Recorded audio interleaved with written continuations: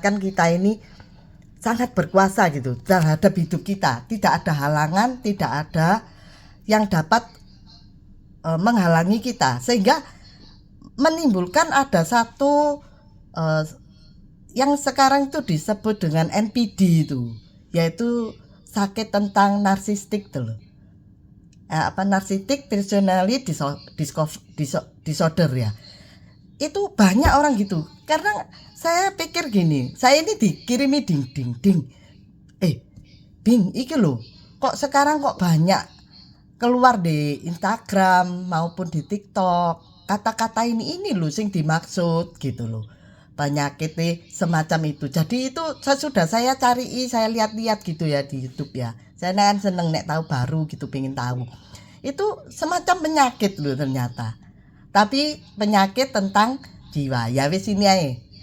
Put Sharon, apa itu sakitnya itu loh. Oke, bentar ya. Ya.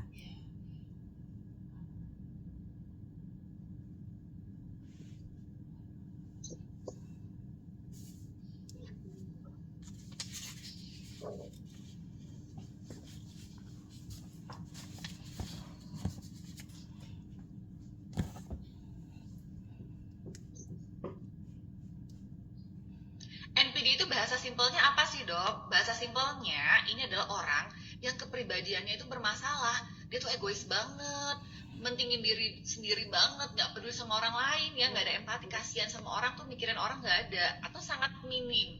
Terus kemudian maunya tuh dianggap penting, harus penting banget. Jadi bisa tersinggung, marah banget kalau merasa direndahkan. Terus kemudian mereka tuh dominan, ya maunya tuh ngatur supaya orang lain tuh mengikuti apa yang dia mau. Tujuannya apa? Biar keinginan dia, kepentingan dia tercapai. Terus kemudian orang dengan NPD ini juga nggak mau banget disalahin. Kalau dia melakukan kesalahan, dia bakalan playing victim. Dia bakal jadi korban, terus dia bakal nyalahin orang lain. Nah, orang dengan NPD itu juga sikapnya angkuh, sombong, sangat controlling, dan seringkali bermasalah sama relasi. Jadi orang sekitar stres berelasi sama. Oke. Ya. Sudah jelas ya? Ya, jelas.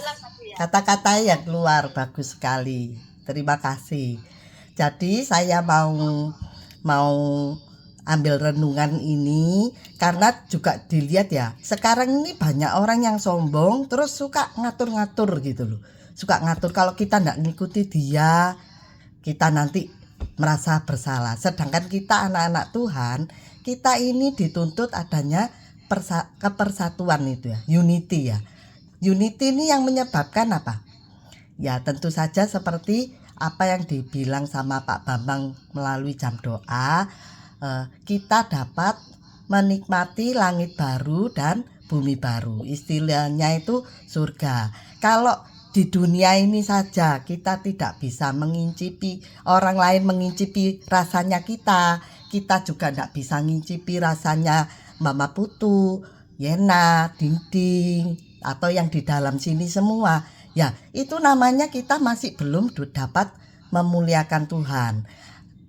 Kalau di dunia saja kita tidak bisa mengincipi rasa-rasa, menurunkan ego kita, melawan keinginan keegoisan kita, semacam itu, di dalam pelayanan, di dalam rumah tangga, di dalam pekerjaan pasti mengalami tidak seperti di surga ya. Suasananya itu sangat menjengkelkan ya, ada iri hati, dendam dan segalanya. Yang saya mau ambil itu ini didasarkan pada Efesus ayat Alkitab ya. Efesus pasal 4 ayat 1 sampai 6. Yang bunyinya seperti ini. Sebab itu aku menasihatkan kamu, aku orang yang dipenjarakan karena Tuhan, supaya hidupmu sebagai orang-orang yang telah dipanggil berpadanan dengan panggilan itu. Kita ini orang yang dipanggil harus berpadanan. Hendaklah kamu selalu rendah hati, lemah lembut, dan sabar. Tunjukkanlah kasihmu dalam saling membantu, dan berusahalah memelihara kesatuan roh oleh ikatan damai sejahtera, satu tubuh, satu roh. Bagaimana kamu telah dipanggil kepada satu pengharapan yang terkandung dalam panggilanmu, satu Tuhan, satu iman, satu baptisan, satu Allah dan Bapa dari semua, Allah yang di atas semua dan oleh semua dan di dalam semua. Jadi melalui bacaan ini ya, Paulus itu berkata bahwa ini di penjara. Katanya loh, pendeta siapa itu bilang, Romo ya, bilang itu gini, penjaranya di sana itu waktu Paulus di penjara, dia juga penjara itu ya, tangannya itu borgolnya itu besarnya segini, borgolnya itu borgol di dalam tangan gitu loh. Dia bisa menulis surat dan dia itu berkata gini, aku di penjara oleh karena kamu. Kenapa dia enggak gini, Tuhan kamu itu, aku sudah melayani kamu, kenapa aku di penjara, sedangkan aku ini orang yang mewartakan berita. Ujung-ujungnya yang disalahkan siapa? Tuhan. Tapi Tuhan tidak berkata begitu. Malah Tuhan itu Paulus itu berkata gini, aku di penjara oleh karena kamu, supaya kamu itu memuliakan Tuhan. Tujuan dari kata-kata ini adalah semacam gini, setiap orang itu ada panggilan, dan kita ini yang percaya pada Kristus, kita ini harus memenuhi panggilan itu. Sebab nanti pada ujung-ujung daripada semua kehidupan ini, pada satu masa kita ini dipersatukan. Meskipun mungkin kita berbeda interdenominasi, kita berbeda apa, tapi kita ini dapat dipersatukan dalam satu panggilan kudus, yaitu Tuhan Yesus, di mana Tuhan Yesus sendiri yang akan menyucikan kita, Tuhan sendiri yang menguduskan kita, memampukan kita untuk dapat menikmati langit baru dan bumi baru seperti yang Pak Bambang terangkan itu. Lah tujuannya kita untuk di dalam gereja, tujuan kita untuk bergereja, maksudnya kita bersekutu itu memang kita harus menampakkan satu keunitian, karena untuk dapat orang lain, yaitu yang saya bilang, mencicipi surga. Lah kalau di dalam rumah tangga, di dalam mana itu tidak bisa menunjukkan kebersatuan kita, umpama kita dengan pasangan kita, kita dengan rekan kerja, kita dengan teman sepelayanan, itu disebut kita memuliakan Tuhan itu tidak bisa. Karena katanya Paulus, dia di penjara untuk kita, supaya kita ini memenuhi panggilan yang mulia, yaitu panggilan kita untuk kepada Tuhan Yesus yang rela menyelamatkan kita. Di sini ada 4 hal yang dapat kita masing-masing renungkan, yaitu apa yang harus kita lakukan agar kita ini dapat memuliakan Tuhan, agar kita ini tidak terlalu egois terhadap hidup kita ini, yaitu yang di dalam ayat 2-3 ya, tentang apa? Yang satu yaitu dikatakan saling ayat 2 ya, hendaklah kamu selalu rendah hati. Berarti kita ini harus punya sifat rendah hati ya. Rendah hati ini bukan berbicara tentang gini, terakhir ini Pak Har sama Putu kita ajari makan makanannya karyawan makan yang 10 ribuan ya, maksudnya Pak siapa, Bu Lena sama Pak Ajis ya, Pak Yosua itu ya seperti saya, makanannya itu makanan yang murah-murah. Kalau kita makan murah, makan di pinggir jalan, apakah kita disebut rendah hati? Enggak ya. Karena kalau makan di pinggir jalan ya memang sesuai dengan kocek kita. Lalu kalau makan di pinggir jalan porsinya lebih banyak. Lalu apa? Makan di pinggir jalan itu mesti enak. Mungkin karena micinnya banyak ya. Apa rendah hati bisa disebut seperti ini? Rela naik umpama dia kaya tapi mau naik angkot gitu, mau naik gojek, motor gitu, apa gitu, itu apa disebut rendah hati? Enggak ya, biasanya pekerja itu naik motor soalnya takut telat ya. Ke satu cepet ya, kedua ya karena belum tentu orangnya itu rendah hati ya. Lalu kalau dia tidur meskipun orang kaya nggak pakai AC, apa itu yang disebut rendah hati? Juga tidak ya. Mungkin orangnya suka kademen ya. Jadi rendah hati itu tidak bisa diukur dengan fisik kita atau apa yang kita lakukan. Nah ini dikasih panduan gini yang saya catat ya. Kerendahan hati yang dimaksud itu dapat dilihat ketika Paulus berkata di dalam Filipi pasal 2 ayat 3 bunyinya seperti ini.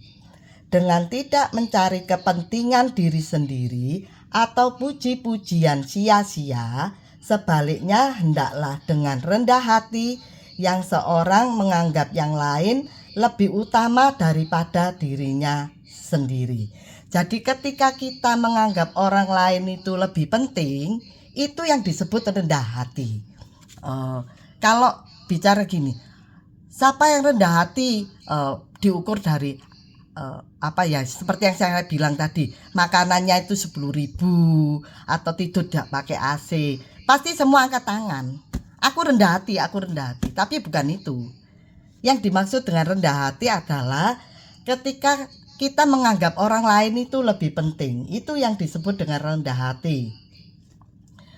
Ya, kalau di dalam rumah tangga ya, itu apa yang lebih diutamakan, yaitu rumah tangga keharmonisan ya. Nggak boleh suami istri itu mengutamakan hobi. Ya, itu namanya tidak rendah hati. Itu saja sudah bisa disebut dengan tidak rendah hati. Lalu kalau di dalam pelayanan itu karena ego kita menyinggung kanan kiri, kita tidak mementingkan orang lain, sehingga itu bisa juga disebut tidak rendah hati. Meskipun yang nyinggung itu mungkin makannya itu selalu 10.000-an. Maksud saya itu ya. Lalu yang kerendahan hati dan kelemah lembutan ya di dalam ayat 2 itu tadi. Kelemah lembutan kalau kita umpamakan tuh biasanya seperti apa? Bicaranya kalem ya. Monggo, mari gitu ya. Apa seperti itu yang dimaksud oleh Paulus? Berbicaranya selalu sopan. Kalau jalan itu pelan atau tingkahnya kalem ya. Selalu tidak kasar. Yang dimaksud itu bukan semacam itu yang dimaksud dengan Paulus ya. Yang dimaksud itu dapat dibaca di dalam Galatia 6 ayat 1. Bunyinya seperti ini. Kelemah lembutan itu seperti ini teman-teman. Saudara-saudara, kalaupun seorang didapat melakukan suatu pelanggaran, maka kamu yang rohani harus memimpin orang itu ke jalan kebenaran dalam roh lemah lembut ya, sambil menjaga dirimu sendiri supaya kamu juga jangan kena pencobaan. Jadi lemah lembut itu berbicara tentang apa? Orang yang punya otoritas, namun otoritas itu tidak dipakai, atau orang ini punya kekuatan tapi dia tidak mau memakai kekuatan ini, hanya yang diinginkan untuk menciptakan kasih karunia dan perdamaian, menciptakan damai sukacita. Itu yang disebut dengan kelemah lembutan. Jadi jangan bicara kalau orang kalau di tempatnya Komsel kita ini ya, yang tak lihat paling lemah lembut itu Syarifah. Kalau ngomong sama AI ini pewelan gitu, sampai kupingku tak pas-pasno. Iki ngomong yang pong lemah lembut. Tapi sekarang ditambahi lagi, lemah lembut itu bukan berarti karena tingkah kita lemah lembut ya. Kalau dia jago karate, berarti dia seumur hidup dia bukan orang yang lemah lembut. Atau dia ini seorang supir tronton, ataupun seperti Pak Yosua ini, kepala kendaraan, sukanya marahi supir-supir. Apa dia itu bukan kelemah lembut? Tidak punya lemah lembut. Bukan itu yang dimaksud oleh Paulus. Jadi yang dimaksud oleh Paulus adalah kita ini dapat mengendalikan kekuatan kita, mengendalikan otoritas kita ya. Kalau kita lihat itu semacam presiden ini yang lalu itu ya, Pak Jokowi ya. Di apa no itu loh, orang itu loh gak pernah melawan. Padahal dia ini punya otoritas loh. Dimasukno penjara ya bisa ya. Yang bully-bully, itu ya, semacam Roy Suryo itu ya, wajahnya dia ditaruh Buddha, tapi dia lah tidak melawan. Yang melawan siapa? Orang-orang Hindu, orang-orang Buddha itu ya, mangkel ya. Stupanya digambari Pak Jokowi ya, semacam itu. Itulah yang disebut dengan orang yang lemah lembut. Jadi kalau kita ini dipanggil untuk menuju kemuliaan, yaitu harus menciptakan damai sejahtera yang dapat dicicipi orang lain, yaitu di dalam gereja, di dalam rumah tangga, di dalam tempat bekerja, atau di tempat di mana kita bersosialisasi. Kalau saya itu ya di tempat teleden gitu ya, tingkat RT, kumpul-kumpul gitu ya. Lalu yang kedua yaitu berbicara tentang kesabaran. Apa yang harus kita lakukan? Yaitu kesabaran. Kesabaran ini biasanya orang itu berkata, aku bertahan di dalam masalahku, kelemahanku, kekuranganku, aku bertahan. Itu yang disebut dengan bertahan. Tapi apa yang dimaksud di sini bertahannya seperti itu? Kesabaran itu tidak, karena yang dibicarakan ini kesabaran itu lebih condong, katanya ada bahasa Yunaninya. Itu kesabaran yang ditulis di dalam bahasa Yunaninya itu, dia itu condong pada gini. Kalau dimarahi orang, diuji kesabarannya, dia itu tetap sabar. Dia enggak melawan. Jadi kesabaran itu berbicara tentang tidak melawan orang yang menyakiti kita ya. Biasanya di tempat kerja itu ya banyak loh. Kalau di tempat saya itu orang-orang yang dulu ada satu gitu ya. Kalau dia marah gitu ya, meskipun nasinya itu kita beri gitu, dia nggak seneng itu ya langsung dibuang loh. Tapi apa kita harus melawan? Sebagai anak-anak Kristus kita tidak boleh melawannya.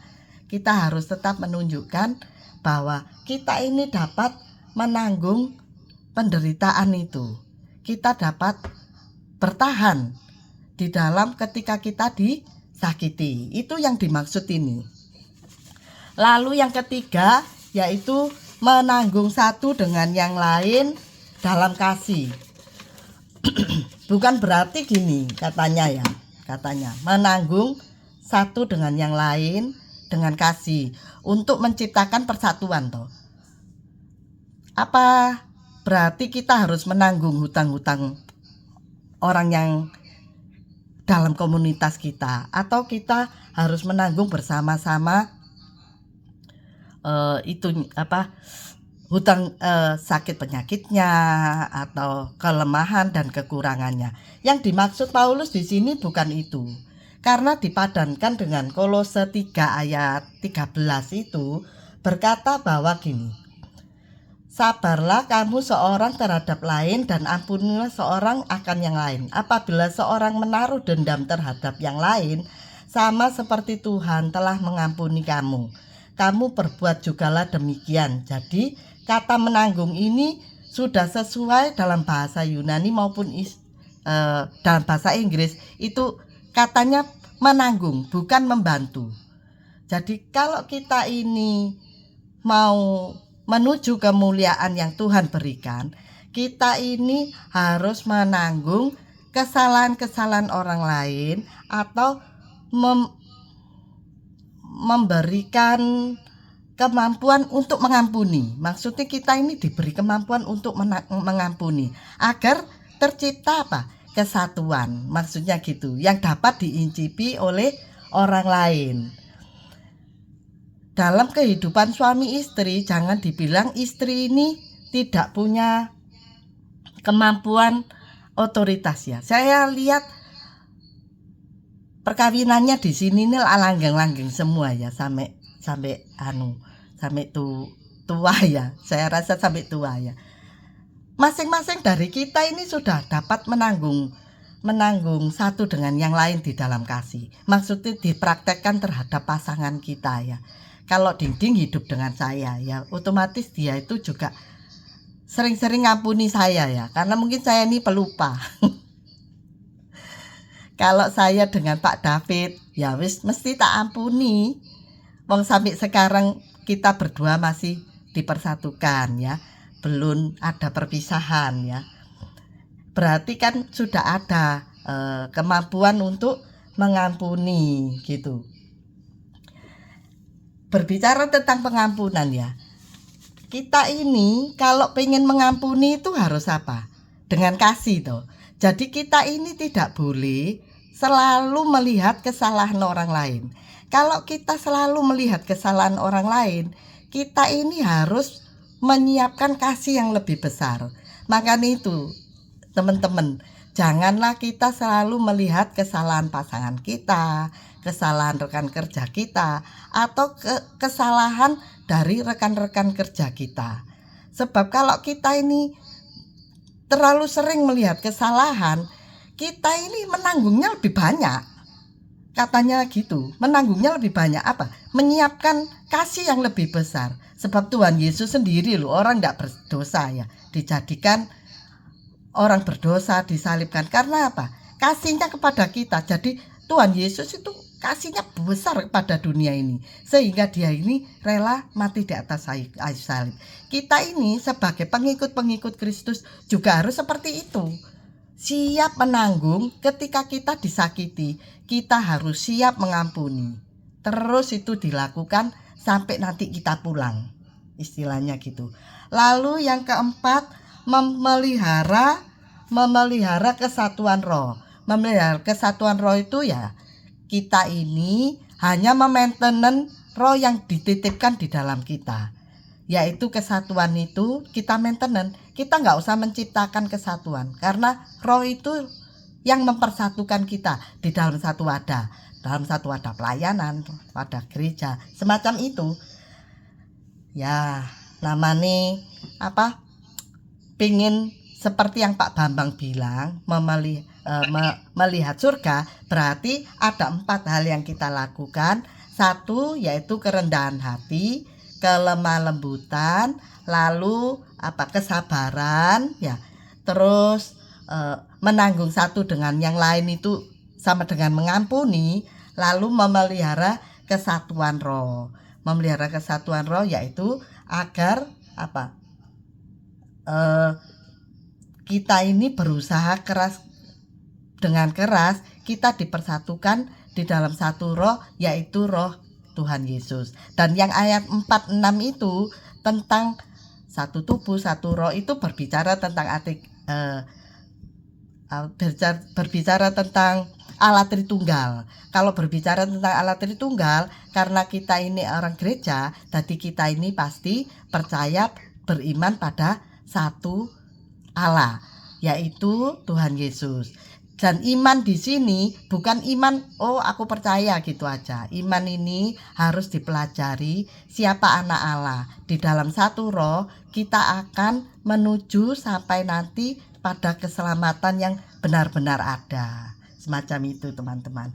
Jadi kalau kita ini punya sifat yaitu persatuan, lalu menjalankan dalam kelemah lembutan, kesabaran, kerendahan hatian ini, mungkin kita tidak akan mengalami video yang pertama kali kita setel itu tadi, yaitu jiwa kita ini minta menang sendiri, egois, semacam itu ya. Itu ternyata adalah satu sakit loh.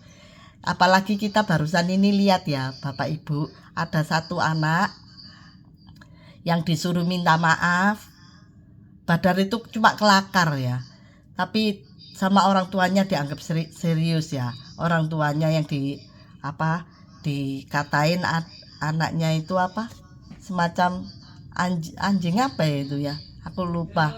Oh ya, anjing pudel katanya ya, karena orang tuanya ego, mungkin karena belum mempraktekkan hal-hal apa yang dikatakan firman ini. Sudah, seperti itu aja Putu Yena. Ya, makasih Bu Emi buat renungannya malam hari ini. Wah, kalau kita lihat dari tadi ini ya, dari pembahasan di Efesus ini memang kayaknya nih paket lengkap ya Emi ya. Iya. Jadi komplit, rendah hati, lemah lembut, sabar, saling membantu, kesatuan, itu sudah komplit. Seandainya tiap kita itu memiliki masing-masing dari yang sudah dipaparkan tadi, wah betapa luar biasa ya gereja. Amin. Bahkan gereja kita kalau semua jemaat seperti ini, Pak Gembalanya nggak mumet ya. Kita pun yang berjemaat, bahkan kita yang ambil bagian di dalam pelayanan, kita sungguh merasa sangat diberkati kalau kita berada di dalam komunitas seperti ini. Amin. Nah, tetapi kita tidak memungkiri, tentunya tidak mungkin ya, maksudnya belum saat ini bisa tercipta komunitas yang sempurna seperti apa yang tadi dipaparkan, yang mencakup semua paket lengkap seperti ini. Ya, begitu pula malam hari ini, setiap kita pun juga ditegur melalui perenungan malam hari ini yang disampaikan Bu Emi.